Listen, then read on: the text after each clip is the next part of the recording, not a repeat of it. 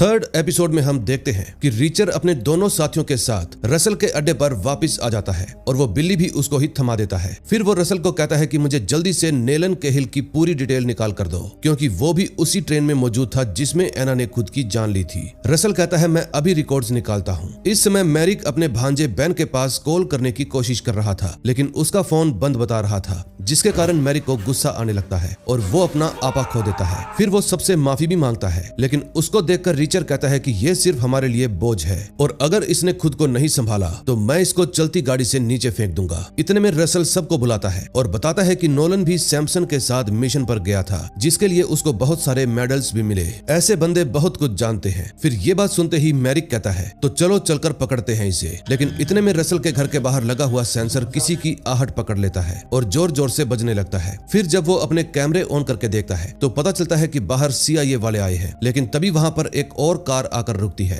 फिर richer Russell से पूछता है कि तुमने ऐसा क्या कर दिया जो इन लोगों को तुम्हारे अड्डे के बारे में पता चल गया। फिर रसल बताता है कि मैंने एक पोस्ट डाली थी कि फिली के सबवे में मुझे एक पेन ड्राइव मिली है जिस पर किसी एना का नाम लिखा हुआ है। उस पेन ड्राइव में मिलिट्री की जानकारी है, जिसको भी चाहिए आकर ले जाए। मैंने पोस्ट डालते समय VPN भी लगाया था और अपना एड्रेस भी नहीं बताया था, लेकिन फिर भी पता नहीं कैसे इनको मेरे एड्रेस के बारे में पता चल गया। इतने में बाहर जो गुंडे आए थे वो CIA वालों को मार डालते हैं और फिर अंदर की भी लाइट कट कर देते हैं। फिर रीचर कहता है जल्दी बताओ तुम चाकू कहां पर रखते हो। रसल कहता है मैं कोई चाकू नहीं रखता। फिर रीचर उससे पूछता है तो तुम्हारे पास कोई हथियार तो होगा ना, वरना उनका मुकाबला कैसे करेंगे। रसल बताता है कि मेरे पास सिर्फ कॉकरोच मारने वाली 4-5 स्प्रे कैन है। फिर रीचर कहता है जल्दी से लेकर आओ और मैरिक तुम जाकर फायर एक्सटिंग्विशर लेकर आओ और जैसे ही तुम्हें उनकी चीखें सुनाई दे तुम उनके ऊपर स्प्रे कर देना। अब ऊपर आने का सिर्फ एक ही रास्ता था और वो सभी गुंडे उसी रास्ते से ऊपर आने लगते हैं। लेकिन तभी रीचर चॉपस्टिक लेकर विंडो से नीचे कूद जाता है और नीचे वाली मंजिल पर लटक जाता है। फिर वो बिल्डिंग के अंदर घुसकर चॉपस्टिक को अपना हथियार बना लेता है। बस फिर क्या था, रीचर चुपके से आता है और एक गुंडे की आंख फोड़ देता है। फिर जैसे ही उस आदमी की चीख निकलती है तो अपनी टप्पू सेना भी उनके ऊपर हमला कर देती है। फिर देखते ही देखते रीचर सबको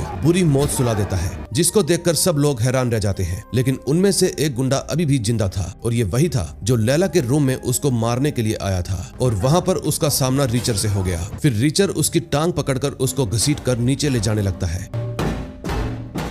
फिर नीचे ले जाकर रीचर उससे पूछता है बताओ तुम किसके लिए काम करते हो, लेकिन इतने में वो भी निकल लेता है। फिर रीचर उसकी पॉकेट चेक करता है जिसमें उसको 2 एड्रेस की स्लिप मिलती है। उनमें से एक एड्रेस तो इसी जगह का था और दूसरा एड्रेस था लैला के होटल का। फिर रीचर उसके पास वॉइस नोट भेजता है कि लैला जल्दी से वहां से निकलो, तुम जहां भी जाओगी मैं तुम्हें ढूंढ लूंगा। फिर वो सब रसल की कार लेकर वहां से भाग जाते हैं। रास्ते में रसल कहता है कि CIA वालों ने मेरी कार देख ली है, इसलिए हमें जल्दी से अपनी कार चेंज करनी होगी। तभी तमारा उन सबको लेकर फिलाडेल्फिया पहुंच जाती है और अपने किसी जानकार के पास चली जाती है जो कि एक कार चोर था। फिर तमारा उसको धमकी देकर अपनी खटारा कार और बिल्ली के बदले उससे दूसरी कार ले लेती है और वहां से चली जाती है। तभी रास्ते में उसके पास लैला का फोन आता है और वो बताती है कि तुम्हारा मैसेज मिलने के बाद मैंने अपना होटल चेंज कर दिया। फिर फोन काटने के बाद रीचर अपने साथियों को कहता है कि मुझे उससे अकेले में बात करनी है, क्योंकि वो 2-2 पुलिस वालों के सामने अपनी जुबान नहीं खोलेगी। बोलो तुम्हें कहां पर उतारूं। फिर तमारा कहती है कि हमें पुलिस स्टेशन छोड़ दो। फिर रीचर सीधा ही लैला के पास पहुंच जाता है और कहता है कि अगर तुमने सच नहीं बताया तो मैं तुम्हारी और हेल्प नहीं करूंगा। तुम्हारे झूठ की वजह से मैंने सैमसन से सवाल जवाब किए, जबकि तुम अच्छे से जानती थी। फिर लैला की माँ इशारा करती है कि इसको सब कुछ सच बता दो। तभी लैला अपने सारे राज खोलने शुरू करती है और बताती है कि ये मेरी माँ नहीं है, बल्कि हम दोनों जर्नलिस्ट हैं और यहाँ पर दुनिया की सबसे ताकतवर सरकार का पर्दाफाश करने के लिए आए हैं और ये दोनों भी मेरे कजन नहीं है, बल्कि मेरी रक्षा करने के लिए है। फिर वो बताती है कि मेरी दोस्त अमीशा और सैमसन के बीच में कोई भी अफेयर नहीं था, बल्कि उन दिनों अमीशा और उसका पति इंडोनेशिया में स्टूडेंट्स थे। उस समय फौज के बढ़ रहे दबदबे के कारण पूरा इंडोनेशिया परेशान था। उस समय फौजियों का मुखिया था जनरल पुत्रा।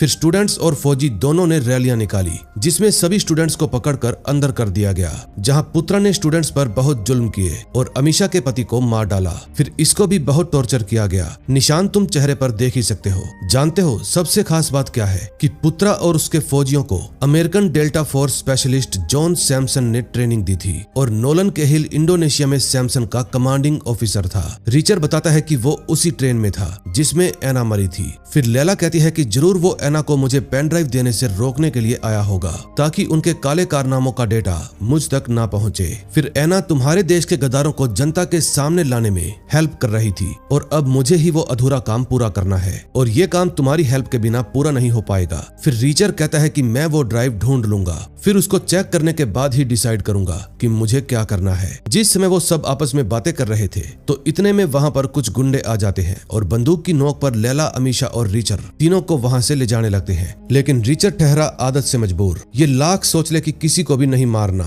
लेकिन साला मरने के लिए कोई ना कोई आ ही जाता है। फिर रीचर और उन सब में तगड़ी वाली फाइट शुरू हो जाती है। फाइट में रीचर अकेला ही लड़ रहा था। लैला के बॉडीगार्ड्स शायद फोकट का ही पैसा लूट रहे थे। फिर लड़ते लड़ते रीचर बिल्डिंग से बाहर चला जाता है। काफी देर की फाइट के बाद जब गुंडा रीचर को मारने ही वाला था तो लैला आकर उसके सिर पर वार कर देती है और रीचर की जान बच जाती है। फिर रीचर कहता है कि हमें यहाँ से निकलना होगा, अगर मैं यहाँ पर रुका तो CIA मुझे पकड़ लेगी। अगले सीन में हम देखते हैं डिटेक्टिव तमारा अपने दोनों साथियों को लेकर उस जगह पर जाती है जहाँ पर एना की कार पड़ी थी, यानी कि जिसने भी उसकी कार उठाई वो इसको सुनसान इलाके में लेकर आया और अच्छे से कार की जांच की। कार में क्रेडिट कार्ड वगैरह भी पड़े हुए थे, इसलिए अगर ये सिर्फ चोरों का काम होता तो वो लोग कार्ड ले जाते और गलत फायदा उठा लेते, लेकिन ऐसा लग रहा था कि ये काम CIA वालों का है। तभी छानबीन के दौरान उनको सेना का एक और सर्विस बैज मिलता है जिसको देखकर वो तीनों ही हैरान हो जाते हैं क्योंकि एक ऑफिसर के पास सिर्फ एक ही सर्विस बैज होता है और एना का सर्विस बैज उसके घर से ऑलरेडी मिल चुका था, यानी जरूर कुछ गड़बड़ है। तभी वहां पर एजेंट्स आ जाते हैं, इसलिए वो तीनों खिसक लेते हैं। अगले सीन में हम देखते हैं रीचर होटल रूम में जब अपने घाव देख रहा था तो उसके पास लैला आती है और कहती है कि तुम्हारे लिए कुछ कपड़े लेकर आई हूँ, लेकिन रीचर उनमें से एक टी-शर्ट रखकर बाकी सभी डस्टबिन में फेंक देता है और कहता है कि मैं ज्यादा सामान नहीं रखता। फिर लैला रीचर से झूठ बोलने के लिए माफी मांगती है, लेकिन रीचर तो उसको यहाँ से जाने के लिए कहता है क्योंकि यहाँ पर बहुत खतरा है। लैला कहती है कि मैं खतरों से भागती नहीं। फिर बातों ही बातों में वो दोनों एक दूसरे के काफी करीब आ जाते हैं और इंटीमेट हो जाते हैं। दूसरी तरफ पुलिस स्टेशन के अंदर जब वो तीनों ID कार्ड की जांच कर रहे थे तो चेक करने पर पता चलता है कि एना को लेवल 8 क्लियरेंस मिली हुई थी और साथ में उनको एक एड्रेस भी मिलता है। तभी वहां पर डिटेक्टिव शॉन आ जाता है और पूछता है कि क्या ये ID कार्ड तुमने सबूत में से चुराया है। तमारा कहती है भूल जाओ तुमने यहाँ पर क्या देखा, लेकिन शॉन कहता है कि ये एक फेडरल केस है और मैं तुम लोगों के लिए अपनी नौकरी दांव पर नहीं लगाऊंगा, इसलिए अगर मुझसे कोई पूछताछ करने के लिए आया तो मैं उसको बता दूंगा कि मैंने यहाँ पर क्या देखा। दूसरी तरफ रीचर बाल्टीमोर जाने के लिए तैयार हो रहा था। लैला पूछती है कि तुम वहाँ पर क्यों जा रहे हो। रीचर बताता है कि मैं सैमसन से कुछ सवाल पूछने के लिए जा रहा हूँ। फिर वो बाल्टीमोर में जाकर सैमसन के सिक्योरिटी हेड से मिलता है। फिर सिक्योरिटी हेड उसको सैमसन के पास ले जाने लगता है, लेकिन रीचर कहता है कि पिछली बार भी तुमने मुझे धोखा दिया था और मेरी मुलाकात FBI वालों से करवा दी, लेकिन स्प्रिंगफील्ड कहता है कि इस बार मैं धोखा नहीं दूंगा। फिर वो रीचर को सच में सैमसन के पास ले जाता है। सैमसन और उसकी वाइफ रीचर से बहुत ही अच्छे से बात करते हैं और उसको नाश्ता भी करवाते हैं। फिर रीचर उससे सवाल करता है कि आपका और जनरल पुत्रा का क्या रिश्ता है। उसने इंडोनेशिया में बहुत सारे लोगों को मारा है और मेरे सोर्स के मुताबिक उसको ट्रेंड तुमने ही किया था। फिर सैमसन जवाब देता है कि मैं उसको 1998 में मिला था, लेकिन वो बंदा मुझे पसंद नहीं आया, इसलिए ना ही मैंने उसको ट्रेनिंग दी और ना ही मैं आम जनता पर जुल्म करता हूँ। फिर रीचर उससे नोलन केहिल के बारे में पूछता है और बताता है जब ट्रेन के अंदर एना मरी तो वहाँ पर 4 लोग मौजूद थे, लेकिन पुलिस को सिर्फ 3 मिले। चौथा आदमी नोलन था, मैंने उसको अपनी आंखों से देखा था। फिर सैमसन कहता है कि मुझे पूरा विश्वास है कि वो नहीं होगा, वरना वो मुझे बता देता। फिर रीचर कहता है क्यों ना हम साथ चलकर उससे ही पूछ ले। फिर वो लोग नोलन के पास पहुंच जाते हैं। रीचर पूछता है कि जब एना मरी तो तुम ट्रेन में क्या कर रहे थे, क्या वो पेन ड्राइव तुम्हारे पास है। फिर नोलन कहता है सैमसन तुम अच्छे राष्ट्रपति बन सकते थे लेकिन अब नहीं बनोगे, और ऐसा बोलते ही वो छत से नीचे कूद जाता है। और इसी के साथ 3rd एपिसोड का एंड हो जाता है। दोस्तों इसका अगला एपिसोड 19 अगस्त को रिलीज होगा, यानी कि हर हफ्ते एक एपिसोड आएगा और जैसे ही आएगा मैं उसको लेकर आप लोगों के लिए हाजिर हो जाऊंगा। मैं मानता हूं और भी लोग इस सीरीज को डालेंगे, लेकिन तगड़ी वाली फीलिंग आपको हमारे ही चैनल पर आएगी। सो बने रहिए हमारे साथ और जाते जाते चैनल को सब्सक्राइब कर दीजिए।